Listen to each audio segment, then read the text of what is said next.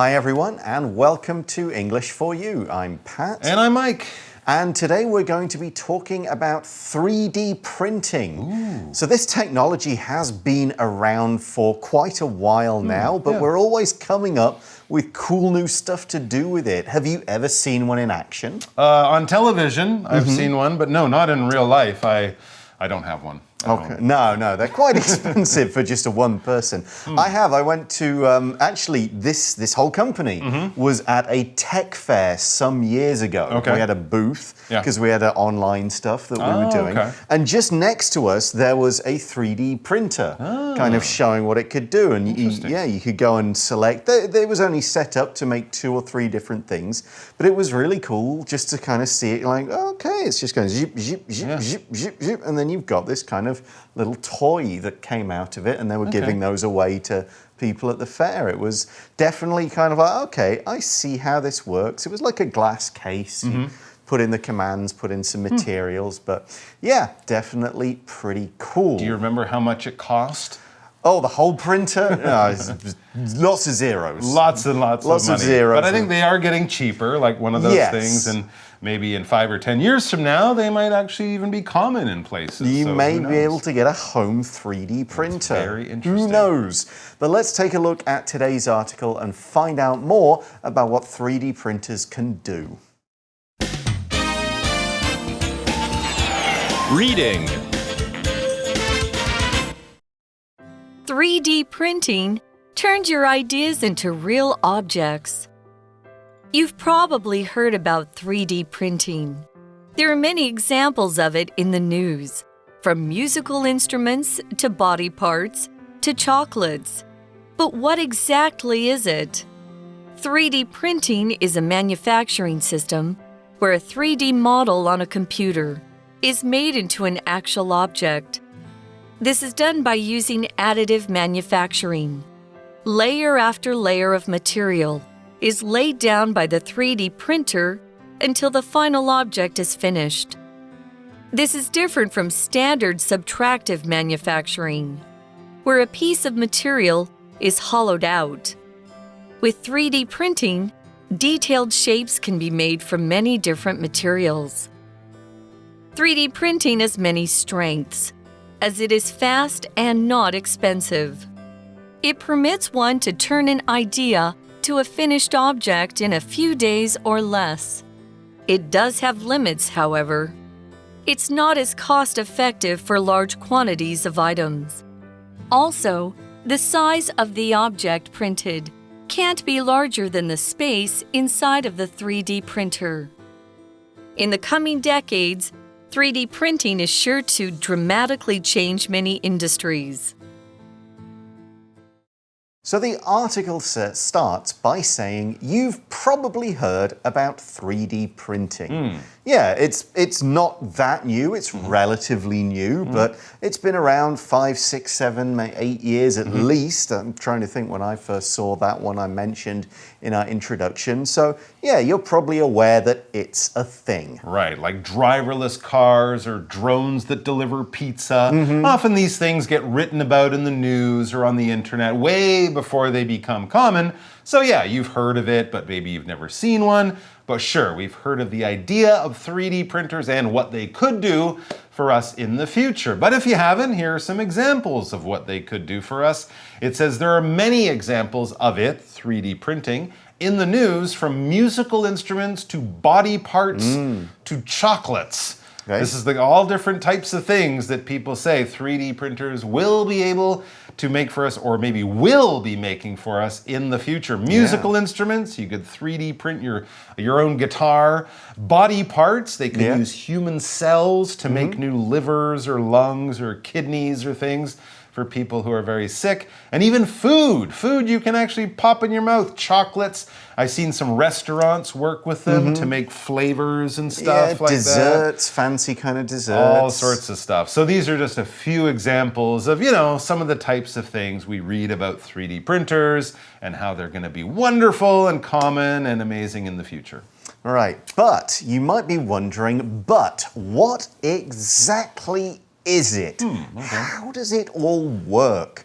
Well, our article is going to explain this to you. It says 3D printing is a manufacturing system where a 3D model on a computer is made into an actual object. Okay. So this is one advantage. You kind of create this thing on a computer. You figure it all out without having to use any real materials. Yeah. And after you've got all that idea, you go, great, program it, put in what we need, print.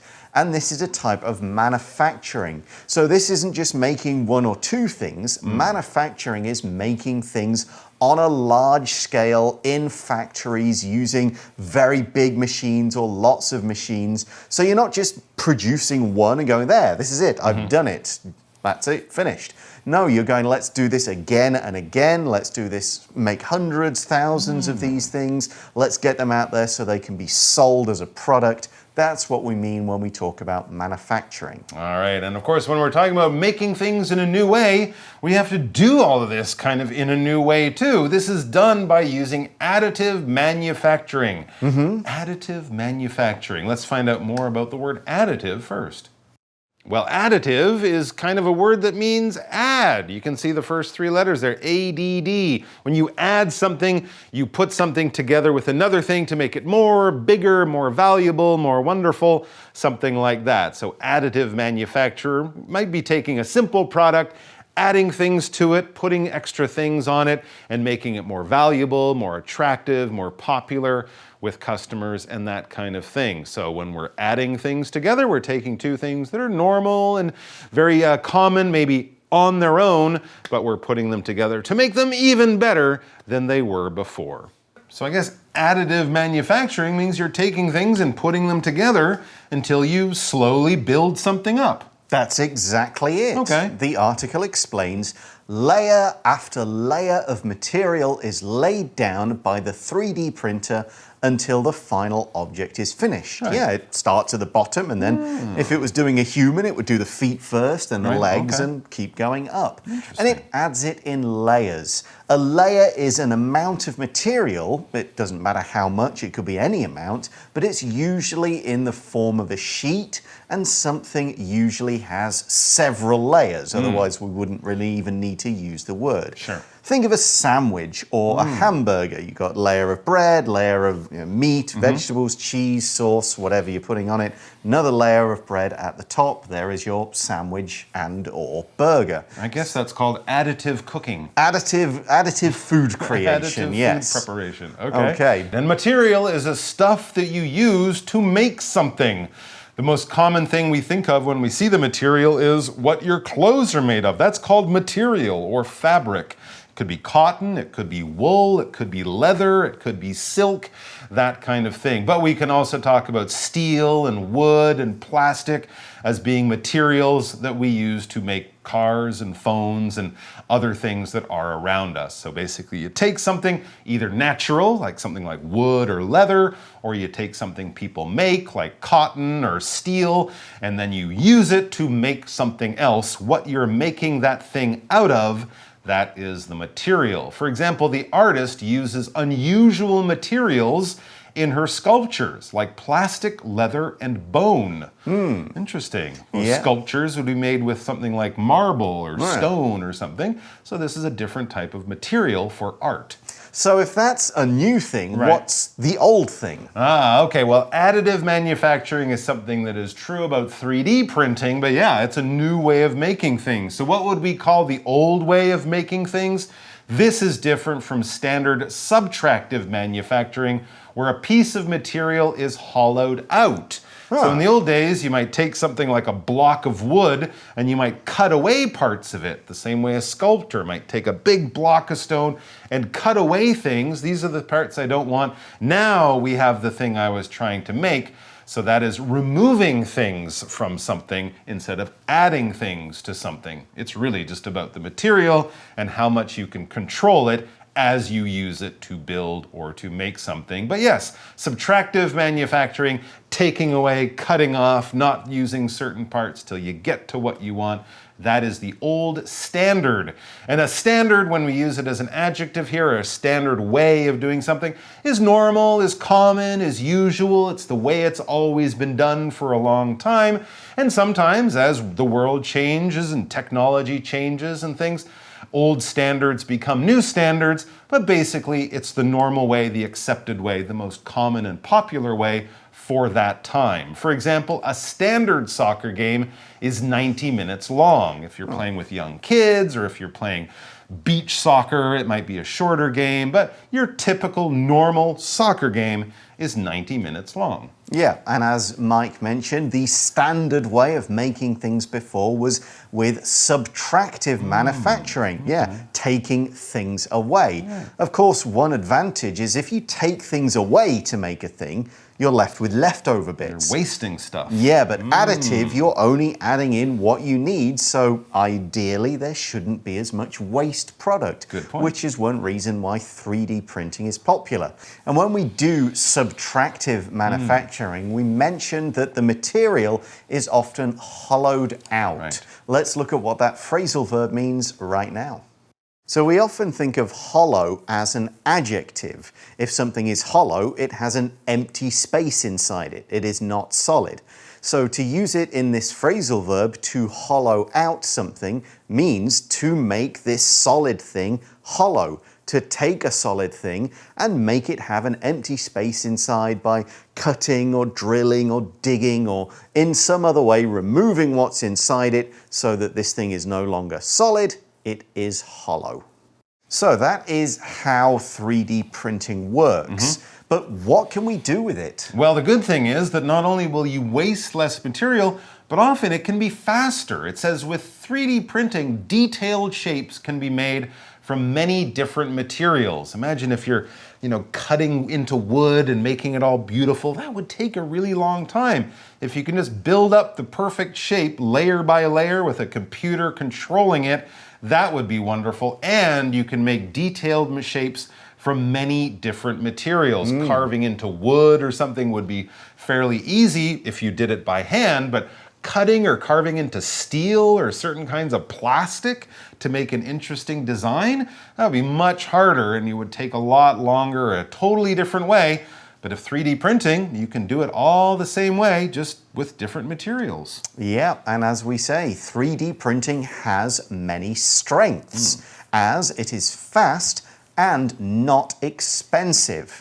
Now, the printers are expensive, we mentioned that, but the actual material and the process, that is not expensive. It's true, the machine can work 24 hours a day, too. And that is one of the strengths of 3D printing. Here, when we mean strength, we don't mean how strong they are, how much weight they can lift up in the gym. Here we're using strength to mean an advantage, something that is good or beneficial about this particular thing. You could talk about the strengths of a particular soccer player. Oh, he can run fast. He doesn't get tired. He's good at hitting the ball with his head. Those are all strengths of a football player. Here's another example.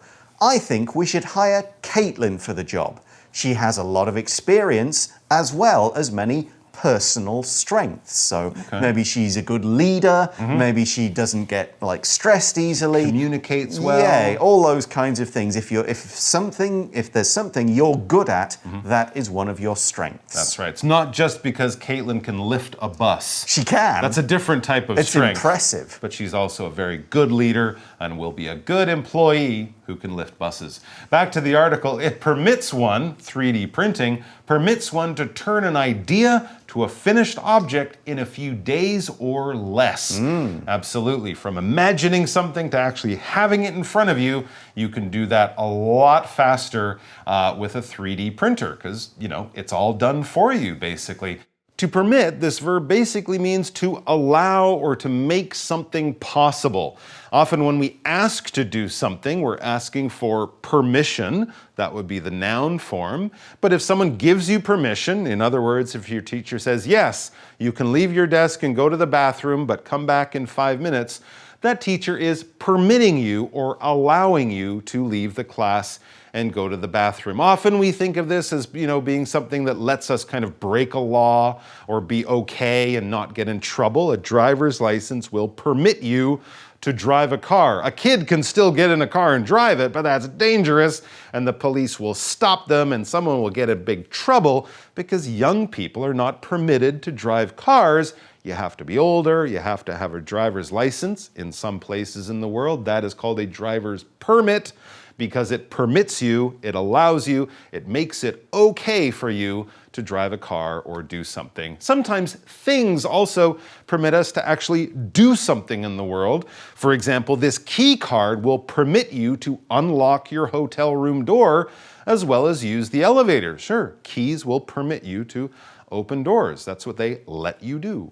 Seems like 3D printing has all these great qualities about it. It's the answer to all our prayers and problems. Well, not quite. It's not the answer to all our prayers and problems. It's the answer to some of our prayers and problems. It's the answer to many of our... Okay, what's the problem? Well, the article says 3D printing, does have limits, however. Okay. It's not as cost-effective for large quantities of items. Good so point. here we're not looking at just cost in terms of the expense of making it. Cost effective means it's providing good value for money. It's effective to produce in relation to its cost. So there you're not just thinking of how much the materials cost, you're thinking of time, energy, manpower, and you're going, well, how much effort did we put in and how much comes out? And also how much money goes in and how much money goes out. Something that's cost effective, you'll either make a profit from or you won't make a big loss on. But if it's not cost effective and you go, well, it's a great idea, but it's not actually a good idea to do it this way, we won't get good value for our money. So yeah, if you want to make loads and loads and loads and loads of things, it's maybe not the best way to use 3D printing. Think of that car factory with all the different parts of the car. They just move along, the robots put them all together. They can pump out a car in 20 minutes. But if you build the car like that, it would take a lot longer, and one printer can only make one car, whereas a big factory, you can make many cars all at the same time. So yes, it would take a lot longer, and then, of course, for the factory, cost a lot more money to make each car. And also, making a car with a 3D printer would itself be hard because cars are big. Right. Also, it says the size of the object printed can't be larger than the space inside of the 3D printer. So to make a car, you would need a 3D printer that's bigger than a car because it has to fit inside the machine. So again, that would be a problem. I mean, these things can change when the technology gets better, but you still need a big machine to make another big machine. It just makes sense. So, okay, I can see that that is a bit of a problem with the whole 3D printing idea. Exactly. Now, of course, we're still in the early days of 3D printing. True. There's going to be many developments over the years. People are going to kind of come up with answers to these problems, new ways of working, and so on. And it'll get cheaper too, probably, as we do it more. It tends to happen. The article says, in the coming decades, 3D printing is sure to dramatically change many industries. So we could have said in the coming years there, but maybe that's a bit optimistic. It might not happen just in the next few years. That's why we use the word decades. A decade is a 10-year period, a period of 10 years. Sometimes it's just any period of 10 years. I've lived in Taiwan for 10 years. I've lived here for a decade. But we often use decade to talk about particular periods of time, like history. The 1950s are a decade, 1950 to 1959, and the 1960s were a decade, and so on. So here's using decade in the first way. Was it really only a decade ago that Iron Man 3 came out? Wow, Marvel sure makes a lot of movies. They do. Well, they 3D print all the actors. Yeah, that's how they have to. That's how they can make so many movies dramatically. So it will 3D printing will dramatically change the way we live, the way things are made, that kind of thing. When we use dramatically here, we're not talking about drama like comedy and drama in the theater or in a play. No, but we're talking about in a big way, in a huge way, in a way you will definitely notice, in a way that will really change the world in, ways that people will definitely live in a new kind of world when things change dramatically. After 9/11, things changed dramatically. We had to take our shoes off on airplanes, travel became harder, IDs became more important all around the world. There were many big changes. So we saw the world change dramatically, or we can also use the adjective dramatic in a dramatic kind of way. For example, Elroy told the story of his sad childhood so dramatically that by the end of it, everyone was in tears. They were using it to talk about in an emotional way, to really kind of stretch people's emotions and feelings, to make them laugh and cry and all of that kind of stuff. So big things going on. Big emotions or big changes. Yeah, we could say the internet changed the world dramatically. Absolutely, would be too. a similar example to 3D printing. So, there's going to be a lot of big changes coming up. We'll keep an eye on the news for 3D printing as they solve these little issues and the whole process gets better. But that's all the time we've got right now, so let's go to our For You Chat question. For You Chat. So our question today is, what 3D object would you like to print the most? Gosh, that's a good question. Maybe clothing or shoes, just because I don't really like shopping for clothes or shoes. It's not something I go out and do. I often forget to do it. So if I could wake up and go, oh, I don't have a sweater to wear for the winter, I could 3D print a sweater without, going to the store and trying them on. But so I think for the convenience of it, it might be handy, but I don't think I would spend $1 million NT on a 3D printer just so I could get a new sweater once in a while. Yeah. What about you? I mean, I'm more thinking about what I would like 3D printing to be able to do for the world in general. If we could 3D print more organs and body parts so that people who organs are failing can get new hearts, kidneys, whatever they need. Yeah, absolutely. If we're 3D printing bones and things to go in people's bodies, so if they've lost an arm, they can get a new arm, or if they're born without something, they can get one made for them. And you can 3D print food, and so that might be a way to get kind of important nutrition to areas of the world where food is scarce, where children aren't eating the right kinds of things. If there's a way to kind of use 3D printing to create healthier food types, not just chocolate or desserts, but stuff that's healthy, that would also be a really good use of 3D printing. So get on it, scientist expert people. And that's all from us. Thanks for watching, everybody. For English For You, I'm Pat. And I'm Mike. And we'll talk to you again soon. Bye-bye. Take care. Vocabulary Review. Material. We don't have enough material to make these tables, so we'll have to delay the order for a week. Standard. I ordered a standard hamburger with lettuce, ketchup, and tomatoes. Strength. One of Lucy's strengths is her dancing ability, which allowed her to join the city's best dance group. Permit. This machine permits me to make coffee by pressing a button on my phone. Decade. 20 years ago, this whole town didn't exist. What a difference 2 decades can make. Dramatically. The cost of eggs, vegetables, meat, and fruit has gone up dramatically in the last few months. It's too expensive now. 智慧小补帖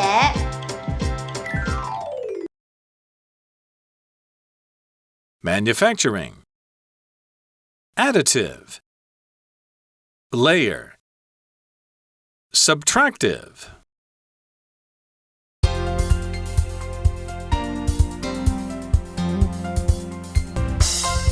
以上节目是由活用空中美语制作。活用空中美语杂志，请洽询全国各大书店。